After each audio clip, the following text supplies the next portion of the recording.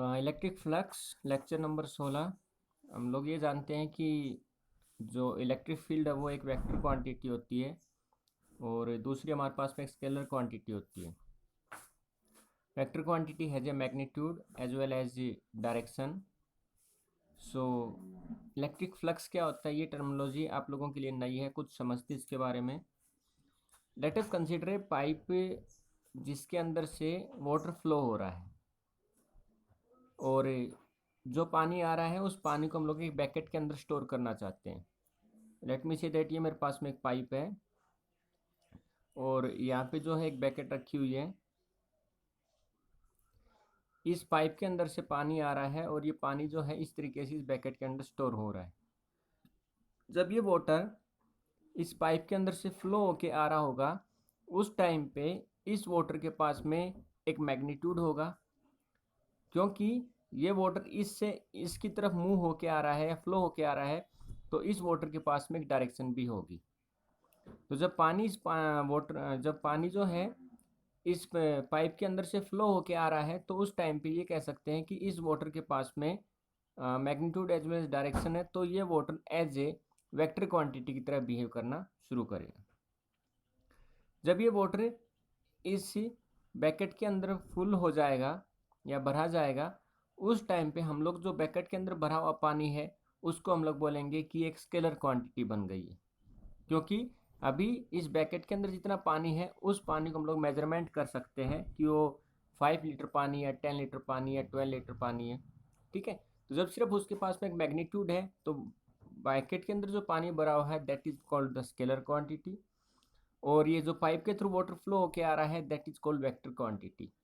So we just convert the vector quantity into the scalar quantity. Okay, second thing, इस bucket के अंदर कितना पानी भरेगा ये किन किन चीज़ों के ऊपर डिपेंड करता है। तो पहला है कि ये जो पाइप है हम लोग जिसको कंसीडर कर रहे हैं इस पाइप की मोटाई कितनी है, यानी कि ये पाइप कितना चौड़ा है। यदि पाइप का डायमीटर ज़्यादा होगा तो उसके अंदर से ज़्यादा पानी आएगा और ये बैकेट जो है जल्दी भर जाएगी। दूसरा, यदि इस पाइप के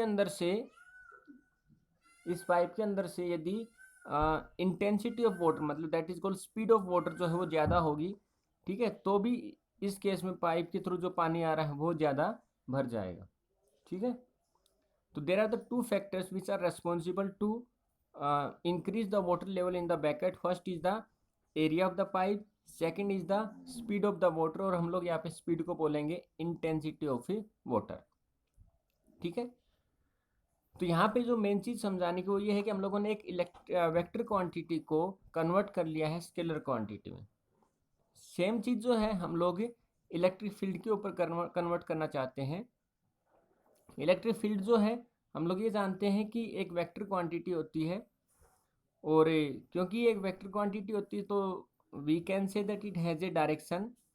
और हम लोग ये जानते हैं कि इलेक्ट्रिक फील्ड जब मूव करती है तो it can exert a force, और फोर्स होता है हमारे पास में F is equal to Q E. ये जो इलेक्ट्रिक फील्ड की वेक्टर क्वांटिटी है इस वेक्टर क्वांटिटी को हम लोग स्केलर क्वांटिटी के अंदर चेंज करना चाहते हैं।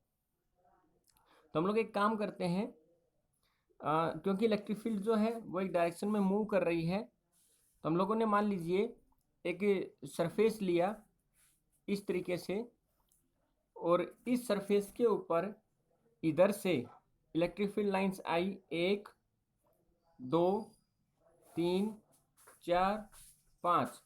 तो हम लोगों ने क्या किया, एक सरफेस लिया, उस सरफेस पे कितनी इलेक्ट्रिक फील्ड लाइंस जो है वो आके टकरा रही, तो हम लोगों ने काउंट किया कि एक सोर्स चार्ज, उस सोर्स चार्ज से इस तरीके से इलेक्ट्रिक फील्ड लाइंस आ रही है और इस सरफेस के ऊपर आके वो टकरा रही।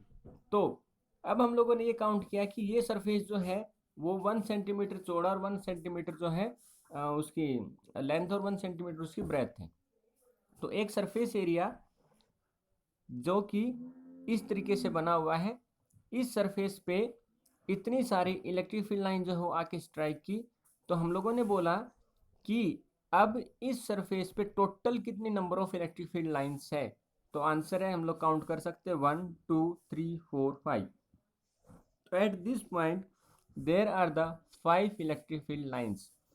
अब ये जो 5 इलेक्ट्रिक फील्ड लाइंस है ये 5 जो हमारे पास में एक काउंटिंग है, और काउंटिंग जो है एक स्केलर क्वांटिटी होती है, वो एक वेक्टर क्वांटिटी नहीं होती, क्योंकि काउंटिंग के पास में कोई डायरेक्शन नहीं होती, सिर्फ एक ही नंबर होता है। ओके, सो जब हम लोग किसी इलेक्ट्रिक फील्ड लाइंस को किसी सरफेस के ऊपर ले लेते हैं और उन सरफेस के ऊपर total number of electric field lines को काउंट करते हैं, तो वो हमारे पास में एक मैग्नीट्यूड बन जाता है, और वो एक वेक्टर क्वांटिटी से हट के एक स्केलर क्वांटिटी कन्वर्ट हो जाता है। ओके, जैसे कि पाइप के अंदर से वाटर फ्लो हो रहा था, जब पहले वो पाइप था वो एक वेक्टर क्वांटिटी था, और बाद में वो बैकेट के अंदर वाटर फ्लो हुआ, वाटर जो कंटेंट हुआ, तो वो वाटर एक स्केलर क्वांटिटी बन गया। उसी प्रकार से जब ये इलेक्ट्रिक फील्ड लाइन चल के आ रही थी तब ये एक scalar quantity sorry vector quantity थी, और जब ये इस सरफेस के साथ में टकराई तो हम लोग यहाँ पे काउंटिंग कर सकते हैं कितनी number of electric field lines आके सरफेस के साथ टकरा रही है, वो हमारे पास में स्केलर क्वांटिटी बन जाएगा। ओके, सो इस तरीके से हम लोग जो इलेक्ट्रिक फील्ड की जो वेक्टर क्वांटिटी है उसको हम लोग कन्वर्ट कर सकते हैं स्केलर क्वांटिटी में। ओके, नेक्स्ट थिंग, यहाँ पे जितनी लाइनें इस सरफेस के ऊपर टकराएंगी तो वो टकराने के बाद में काउंटिंग देंगी, और काउंटिंग जो है वो हमारे पास में कहलाएगी स्केलर क्वांटिटी। ठीक है, अब ये जो स्केलर क्वांटिटी या काउंटिंग जो है किस किस के ऊपर डिपेंड करती है, तो जैसे पाइप का वाटर दो चीज़ों के ऊपर डिपेंड करते थे, एरिया के ऊपर और दूसरा इंटेंसिटी ऑफ वाटर के ऊपर, that is called speed of water. उसी प्रकार से यहाँ पे कितनी ज़्यादा इलेक्ट्रिक फील्ड होगी या कितनी ज़्यादा काउंटिंग होगी इलेक्ट्रिक फील्ड लाइन्स की, वो भी दो चीज़ों के ऊपर डिपेंड करेगी, सेम एज इट इज़। पहला, यदि मैं इस एरिया को बढ़ा देता हूँ, ठीक है, इस एरिया को बढ़ाने से यहाँ पे ज़्यादा इलेक्ट्रिक फील्ड लाइन जो है उनके साथ में कनेक्ट होंगी, ठीक है, तो ज़्यादा इलेक्ट्रिक फील्ड लाइन्स की काउंटिंग यहाँ पे हो जाएगी। दूसरा, जो सोर्स चार्ज है उसके कितने पास में हम लोग इस सरफेस को रखते हैं, क्योंकि हम लोगों ने देखा था कि जहाँ पे crowded of electric field line ज़्यादा होती है वहाँ पे intensity of electric field line ज़्यादा होती है, लेकिन जहाँ पे crowded of electric field lines कम होती थी वहाँ पे इलेक्ट्रिक फील्ड लाइन्स की इंटेंसिटी भी कम होती थी। ठीक है, तो दो फैक्टर्स के ऊपर ये काम करेगा, पहला तो आएगा सरफेस एरिया कितना बड़ा है, और दूसरा इलेक्ट्रिक फील्ड लाइन्स की इंटेंसिटी कितनी ज़्यादा है। ठीक है, ओके, अब जितनी इलेक्ट्रिक फील्ड लाइन्स इस सरफेस के साथ में इंटरेक्ट करेंगी that is known as electric flux, that is known as electric flux. फिर से उस बाल्टी में कितना पानी जो है वो भरा जाएगा that is called electric flux. इस सरफेस पे कितनी इलेक्ट्रिक फील्ड लाइन्स जो है वो आके इंटरेक्ट करेंगी that is called electric flux. तो what we can say that these number of lines interact within an area are called electric flux. Okay, next thing, देखिए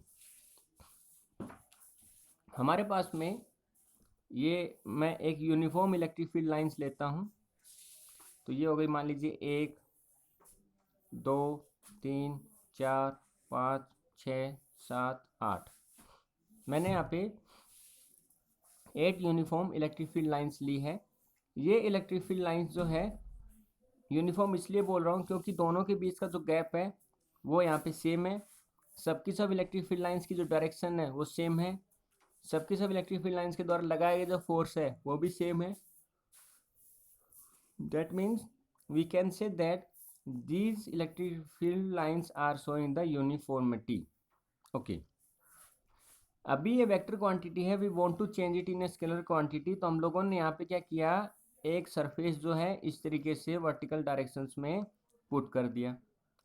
तो अभी जब ये सरफेस वर्टिकल डायरेक्शंस में पुट है तो ये सब सारी की सारी इलेक्ट्रिक फील्ड लाइंस 8 की 8 इससे क्या है स्ट्राइक कर रही है, मतलब यहाँ पे जो इलेक्ट्रिक फ्लक्स की वैल्यू क्या हो जाएगी दैट इज इक्वल टू 8।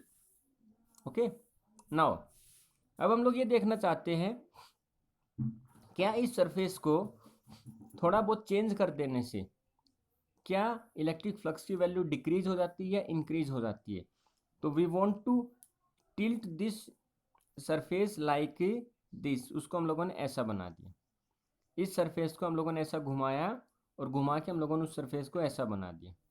ठीक है, तो यहाँ पे जो जो थीटा बन रहा था हमारे पास में, ये थीटा अब बन जाएगा यहाँ पे, क्योंकि देखिए ये हमारे पास में थीटा बन रहा था, यहाँ पे हम लोगों ने उसको ऐसा टिल्ट कर दिया, तो टिल्ट करने पे इस लाइन के रिस्पेक्ट में ये जो लाइन का थीटा है ये हमारे पास में ये बन जाएगा। तो ये जो सरफेस हमारे पास ऐसा था, ये सरफेस अभी हमारे पास में ऐसा हो गया। क्योंकि सरफेस ऐसा हो गया, इंक्लाइंड है, तो हम लोगों ने क्या किया, इसके दो कंपोनेंट बना लिए। एक कंपोनेंट हम लोगों ने बना लिया ए साइन थीटा, दैट मीन्स आप इसको सरफेस को हम लोग यहाँ पे एरिया भी काउंट कर सकते हैं। तो एक फैक्टर हमारे पास में बन गया ए साइन थीटा, और दूसरा हमारे पास में कंपोनेंट बन जाएगा ए कोस थीटा। और हम लोग ये जानते हैं कि कोस थीटा जिसके साथ बनता है फैक्टर, उसी के साथ थीटा बनता है। तो ये थीटा है, तो ये इसके रेस्पेक्ट में हम लोग जानते हैं ट्रिग्नोमेट्री ज्योमेट्री के अकॉर्डिंग ये थीटा है, तो ये भी क्या बन जाएगा हमारे पास में थीटा। ठीक है, ओके। नाउ अब जो ए कोस थीटा है वो तो अलोंग द इलेक्ट्रिक फील्ड हो गया, तो वो तो कोई एक फोर्स जो है वो एग्जर्ट नहीं करेगा। तो जो यहाँ पे हमारे पास में इलेक्ट्रिक फ्लक्स की जो क्वांटिटी बताएगा वो बताएगा हमारे पास में ए कोस ऑफ थीटा। तो यहाँ पे electric flux we want to calculate with the help of the a cos of theta, क्योंकि this is the direction of the electric field lines and this is the direction of the a cos of theta.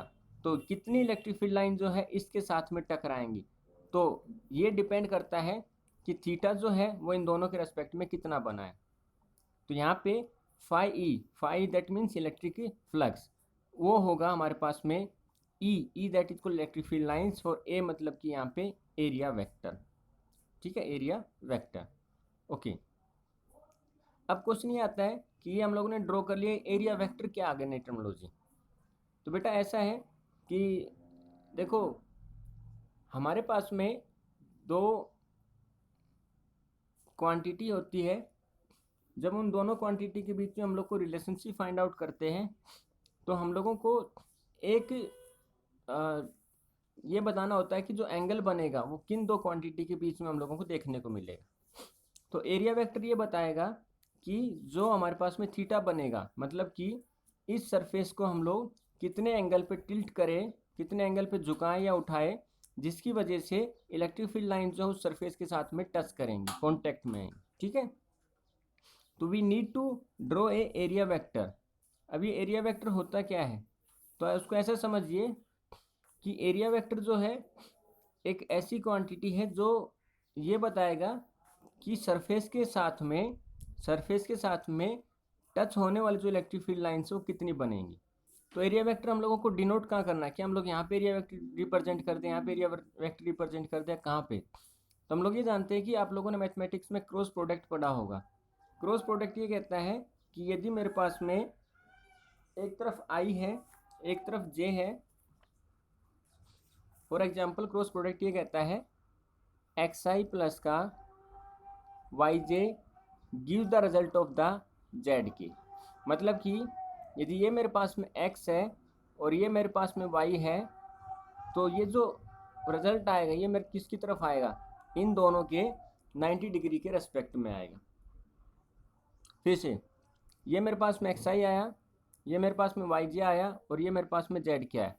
तो यहाँ पे जो result आएगा xi और yj का वो किसके रेस्पेक्ट में आएगा, इन दोनों के परपेंडिकुलर डायरेक्शन zk के रेस्पेक्ट में। उसी प्रकार से ये मेरे पास में रहा लेंथ, ये मेरे पास में रहा ब्रेथ। तो अब मेरे पास में एरिया आएगा, क्योंकि देखिए ये मिलके क्या दिया इसको, तो इसको और इसको मिलकर क्या देंगे हमको, ये वाला, और ये वाला क्या कहलाएगा मेरे पास में एरिया। तो length into breadth that gives the value of area.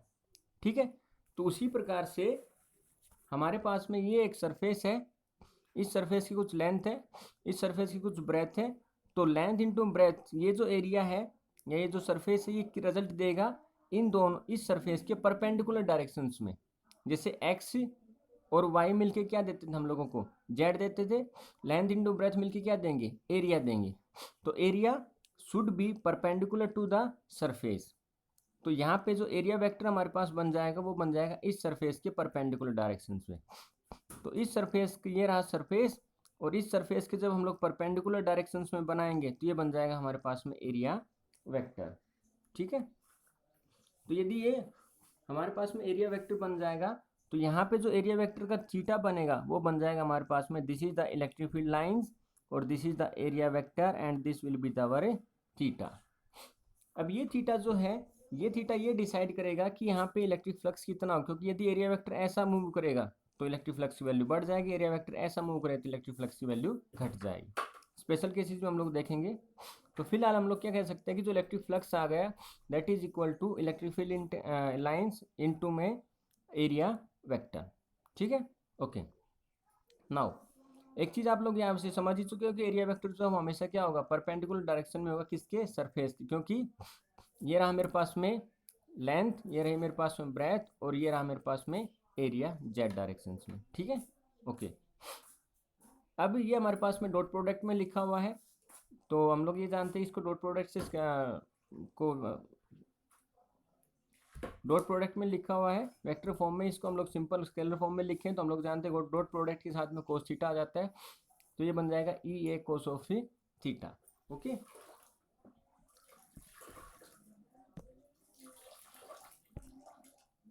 अगली चीज देखिए। अच्छा, यहाँ से आपको ये याद रखना है कि जो फाई ई आ जाएगा that is equal to E A cos of theta, या इसको डॉट प्रोडक्ट के में वेक्टर फॉर्म में लिखें तो आ जाएगा E vector dot A vector. आगे देखना बेटा, अब हम लोग कुछ स्पेशल केसेस की बात करते हैं। जब हमारे पास में जो इलेक्ट्रिक फील्ड लाइंस होगी वो अलोंग द सरफेस होगी, मतलब हम लोग सरफेस को इलेक्ट्रिक फील्ड लाइंस के अलोंग जो है पुट कर देंगे।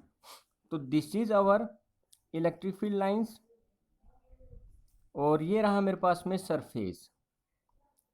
मतलब कि अभी ये जो मेरे पास में सरफेस था, ये जो सरफेस था, ये जो सरफेस था, एक ही बात है, इस सरफेस को हम लोग ऐसा घुमाएंगे और इलेक्ट्रिक फील्ड लाइंस के ऐसा अलोंग रख देंगे। तो जब हम लोग इलेक्ट्रिक फील्ड लाइंस के अलोंग रखेंगे इस सरफेस को, तो हमारे पास में यहाँ पे ये आ जाएगा मेरे पास में सरफेस, और ये आ जाएगी इलेक्ट्रिक फील्ड लाइंस। मतलब कि यहाँ पे इलेक्ट्रिक फील्ड लाइंस और सरफेस के बीच में एंगल कितना, 0 डिग्री। लेकिन हम लोगों ने पीछे पढ़ा है कि जो थीटा बनता है वो हमेशा इलेक्ट्रिक फील्ड लाइंस और एरिया वेक्टर के बीच में बनता है। तो एरिया वेक्टर यहाँ पे कितना हो जाएगा, तो हम लोग ये जानते हैं कि एरिया वेक्टर जो है सरफेस के परपेंडिकुलर डायरेक्शंस में रिप्रेजेंट किया जाता है। तो ये रहा हमारे पास में सरफेस, इसके परपेंडिकुलर डायरेक्शन में हम लोगों ने एरिया वेक्टर को रिप्रेजेंट किया, तो ये आ जाएगा हमारे पास में 90 डिग्री।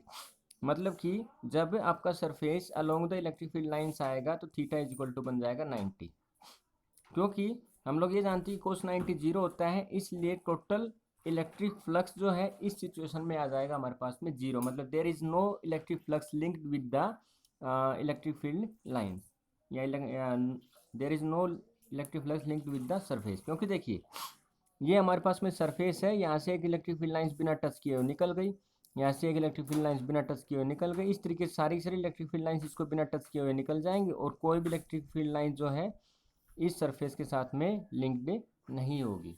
ठीक है, तो phi E that means electric flux will be equal to the 0। Next one, दूसरी सिचुएशन लेते हैं। जब हमारे पास में इलेक्ट्रिक फील्ड लाइन जो है वो सरफेस के परपेंडिकुलर डायरेक्शंस में होगी, सरफेस के परपेंडिकुलर डायरेक्शंस में होगी। तो ये हमारे पास में रहा सरफेस, और इसके परपेंडिकुलर डायरेक्शन में रही हमारे पास में इलेक्ट्रिक फील्ड लाइंस।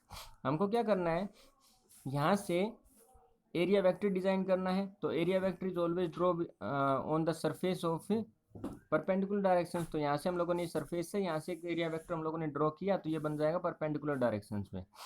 ओके, तो यहाँ पे थीटा कितना हो जाएगा एरिया वेक्टर और इलेक्ट्रिक फील्ड लाइंस के बीच में, क्योंकि थीटा ड्रॉ किया जाता है ई एंड ए के बीच में। तो थीटा इज इक्वल टू आ जाएगा 90, और हम लोग यहाँ पे जो है थीटा की value, sorry, theta is equal to 90, नहीं, यहाँ पे थीटा बनाना हमको एरिया वेक्टर और इलेक्ट्रिक फील्ड लाइंस के बीच में। This is the direction of the this is the direction of the area vector, and this is the direction of electric field lines. तो थीटा इज इक्वल टू आ जाएगा हमारे पास में 0, क्योंकि theta is drawn with the help of E and ए। तो यहाँ पे ई और ए के बीच में थीटा इज इक्वल टू 0। तो जब हम लोग वैल्यू पुट करेंगे तो यहाँ से आ जाएगा हमारे पास में थीटा इज इक्वल टू 0, मतलब कोस 0 इज इक्वल टू 1। तो फाई इज इक्वल टू आ जाएगा ई ए, मतलब कि इस केस में जो हमारा सरफेस है उसके साथ में मैक्सिमम इलेक्ट्रिक फील्ड लाइन जो है वो लिंक्ड होगी। ठीक है, तो in this case the value of the electric flux will B maximum. ठीक है, ओके।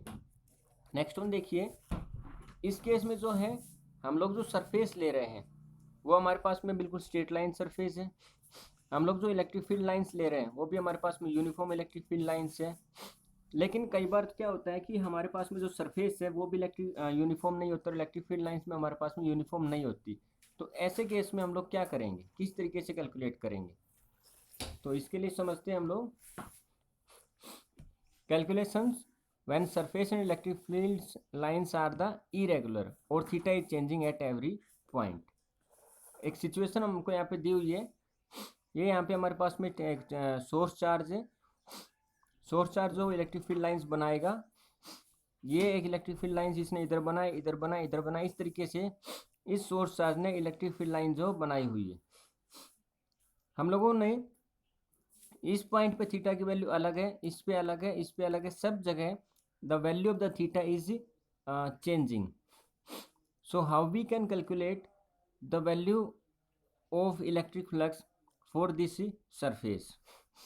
तो हम एक काम करते हैं, कैलकुलस मेथड यूज करें। कैलकुलस मेथड ये कहता है कि आप जितने भी टुकड़े हैं जिनसे मिलकर वो सरफेस बना हुआ है, सब टुकड़ों को अलग अलग सोल्व कर लीजिए। जैसे कि यदि मैं यहाँ से लेके यहाँ तक देखता हूँ तो यहाँ से लेके यहाँ तक एक जो है मेरे पास में करो दिखता है, लेकिन इस करो को मैं इतने स्मॉल टुकड़ों में तोड़ दूँ कि मेरे पास में ऑलमोस्ट मुझे स्ट्रेट लाइन दिखेगा। तो यदि मुझे स्ट्रेट लाइन दिखेगा तो इससे आगे वाला जो स्मॉल टुकड़ा होगा उसमें मेरे पास ये स्ट्रेट लाइन दिखेगा, उससे आगे वाला जो टुकड़ा होगा उसमें मुझे स्ट्रेट लाइन दिखेगा। तो मैं एक काम करता हूँ, सारे के सारे छोटे छोटे टुकड़े करता हूँ, उन छोटे छोटे टुकड़ों को सबके लिए मैं इलेक्ट्रिक फ्लक्स की वैल्यू काउंट कर लूँगा, और जितनी मेरे पास में टोटल इलेक्ट्रिक फ्लक्स की वैल्यू आएगी उन सबको मैं ऐड कर दूंगा। मतलब एक टुकड़े के लिए इलेक्ट्रिक फ्लक्स की कुछ वैल्यू आ गई, दूसरे टुकड़े के लिए इलेक्ट्रिक फ्लक्स की कुछ वैल्यू आ जाएगी, तीसरे टुकड़े के लिए, इस प्रकार जितने मेरे पास में टुकड़े होंगे उन सबको मैं इंटीग्रेट कर दूंगा। इंटीग्रेट मतलब उन सबको मैं ऐड कर दूंगा। ठीक है, तो टुकड़े बनाने के लिए मुझे क्या करना पड़ेगा, एक छोटा सा एरिया लेना पड़ेगा। So I just take a small area that is equal to D S. तो D S D S D S D S बहुत सारे मेरे पास में डी एस हो जाएंगे। ये जो पूरे का पूरा सरफेस है, इस पूरे के पूरे सरफेस को मैं डी एस में तोड़ दूंगा, और एक डी एस इतना छोटा है कि वो दूसरे डी एस की क्या है, जस्ट इक्वल टू है। मतलब there is negligible change between one D S to the another D S. ठीक है, ओके। तो ये रहा मेरे पास में डी एस स्मॉल एरिया, और इस स्मॉल एरिया पे इस सोर्स चार्ज ने ये बनाई हुई इलेक्ट्रिक फील्ड यही। अब हमें क्या करना है, एरिया वेक्टर डिनोट करना है, क्योंकि जो थीटा होता है हमारे पास में वो ड्रॉ किया जाता है between the area vector and the electric field lines के बीच में। तो मुझे एक एरिया वेक्टर ड्रॉ करना है, और हम लोग ये जानते हैं कि एरिया वेक्टर जो है वो ड्रॉ किया जाता है सरफेस के परपेंडिकुलर डायरेक्शंस में।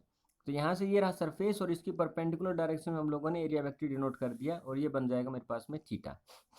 इसी प्रकार से मैं एक डी एस यहाँ मान सकता हूँ, एक डी एस यहाँ मान सकता हूँ, एक डी एस यहाँ मान सकता हूँ, और एक डी एस यहाँ मान सकता हूँ। पूरे मुझे डी एस मानने। उसी प्रकार से मैंने ये रहा मेरे पास में स्मॉल एरिया, ये रहा मेरे पास में इलेक्ट्रिक फील्ड, और ये रहा मेरे पास में एरिया वेक्टर, और इन दोनों के बीच में थीटा। तो आप यहाँ पे देखो तो थीटा कुछ अलग है, यहाँ पे थीटा कुछ अलग है, यहाँ पे थीटा कुछ अलग है, यहाँ पे थीटा कुछ ही अलग है। So we want to calculate the value for each of theta. तो मैंने क्या किया, पूरे सरफेस को डी एस पार्ट्स में तोड़ दिया है। ठीक है, तो टोटल जो मेरे पास में डी थीटा की वैल्यू आ जाएगी, तो वो आ जाएगी मेरे पास में ई डी एस, क्योंकि एरिया में क्या ले रहा हूँ, एक छोटा सा एरिया ले रहा हूँ, तो ये आ जाएगा ई D S cos of theta. ये मैंने एक के लिए सोल्व किया। उसी प्रकार से एक आप दूसरे थीटा के लिए सोल्व करो तो उसके लिए क्या आ जाएगा, ई D S cos of theta. एक तीसरे के लिए ई D S cos of theta, एक चौथे के लिए ई D S cos of theta. जितने मेरे पास में डी एस बनेंगे, एक डी एस, दो डी एस, तीन डी एस, चार डी एस, पाँच डी एस, छः डी एस, सात डी एस, आठ डी एस, जितने मेरे पास में टोटल डी एस बनेंगे, अब मुझे उन सब डी एस के लिए काउंट करना है, सोल्व करना है, और उसके बाद में उन सब डी एस को मुझे ऐड कर देना है। तो जब मैं ऐड करूँगा तो टोटल मेरे पास में इलेक्ट्रिक फ्लक्स आएगा, वो निकल के आ जाएगा। तो ये मेरे पास में एक स्मॉल थीटा के लिए था, एक स्मॉल डी एस एरिया के लिए था, छोटे से एरिया के लिए था। अब मुझे टोटल इलेक्ट्रिक फ्लक्स निकालना है इस पूरे सरफेस के लिए। तो मैं क्या करूँगा, टोटल इलेक्ट्रिक फ्लक्स निकालूंगा तो मैं लिख दूंगा यहाँ पे ऐसा, इंटीग्रेट, ठीक है। और ये रहा मेरे पास में सरफेस के लिए, और ये जो गोल गोल मैंने लिखा है ये इंडिकेट करता है कि मेरा जो सरफेस है वो सरफेस यहाँ पे मेरा क्लोज सरफेस है, मतलब किसी प्रकार से सरफेस कहीं से खुला हुआ नहीं है, that is called close surface, ठीक है। ओके, तो अब मुझे ये जो E D S cos of theta था, E D S cos of theta थी, ये मैंने सबके सब जितने भी E D S cos of theta थे सबके सब ऐड कर लिए। और ऐड करने के बाद में ये मेरे पास में स्केलर फॉर्म लिखा हुआ, इसको मैं वेक्टर फॉर्म में लिखूँगा डॉट प्रोडक्ट में, तो ये मैंने इसको ऐसा लिख लिया, ठीक है। तो ये मेरे पास में टोटल इलेक्ट्रिक फ्लक्स आ जाएगा पूरे के पूरे सरफेस के लिए, ठीक है भाई। ओके, क्योंकि हम लोग ये जानते हैं, सबसे पहले पढ़े थे, जैसे पाइप में अंदर वाटर फ्लो हो रहा है तो हम लोगों को वेक्टर क्वांटिटी थी, लेकिन ब्रैकेट के अंदर वाटर जो है वो स्केलर क्वांटिटी बन गया था। उसी प्रकार से जब हम लोग इलेक्ट्रिक फ्लक्स की बात करते हैं तो हमने इलेक्ट्रिक फ्लक्स को काउंट किया था, एक सरफेस के ऊपर कितनी नई इलेक्ट्रिक फील्ड लाइन्स आके स्ट्राइक कर रही है, वो इलेक्ट्रिक फील्ड लाइन्स मेरी कहला रही थी इलेक्ट्रिक फ्लक्स। तो यहाँ पे इलेक्ट्रिक फ्लक्स जो है वो मेरे पास में एक स्केलर क्वांटिटी है। यूनिट की बात कर लेते हैं इलेक्ट्रिक फ्लक्स की, तो वही unit of E into unit of area, क्योंकि हम लोग ये जानते हैं फाई जो होता है हमारे पास में electric flux that is equal to E dot A, तो E that is equal unit of E and A जो है यूनिट ऑफ एरिया। ई की यूनिट हम लोग जानते हैं, क्योंकि इलेक्ट्रिक फील्ड जो है that can apply a force that is equal to Q E, और ई की वैल्यू हम लोग यहाँ से निकालें तो आ जाएगा न्यूटन पर कुलोम। एरिया क्या आ जाएगा मीटर स्क्वायर, तो ये आ जाएगा न्यूटन मीटर स्क्वायर पर कुलोम। डायमेंशनल फॉर्मूले की हम लोग बात कर लेते हैं, क्योंकि हम लोग ये जानते हैं कि इलेक्ट्रिक फील्ड जो होती है that is equal to F is equal to Q E की वैल्यू निकालेंगे तो आ जाएगा F upon Q, F upon Q, ठीक है, इंटू में एरिया। फोर्स का डायमेंशनल फॉर्मूला होता है एम एल टी माइनस का 2, चार्ज का होता है एम्पियर इंटू में टाइम 80, एरिया होता है एल स्क्वायर। इसको पूरे को सोल्व करेंगे तो ये हमारे पास में डायमेंशनल फॉर्मूला आ जाएगा इलेक्ट्रिक फ्लक्स का। अब जो है कल के लेक्चर में हम लोग डिस्कस करेंगे इसके आगे गोस थ्योरम के बारे में हम लोग कुछ स्टडी करेंगे। गोस थ्योरम बहुत ही इंपॉर्टेंट अक्सर पेपर में पूछी जाती है बेटा। देखो इंपॉर्टेंट तो सब कुछ है, यदि आप जब तक ये नहीं समझ पाओगे कि इलेक्ट्रिक फ्लक्स क्या होता है, जब तक आपको गोस थ्योरम समझ में नहीं आएगी। तो उम्मीद है आपको ये चीज़ें समझ में आई होंगी। आप ये जो है इन चीज़ों को लिख सकते हैं, समझ सकते हैं, कोई दिक्कत हो तो आप मुझे जो है मैसेज कर सकते हैं।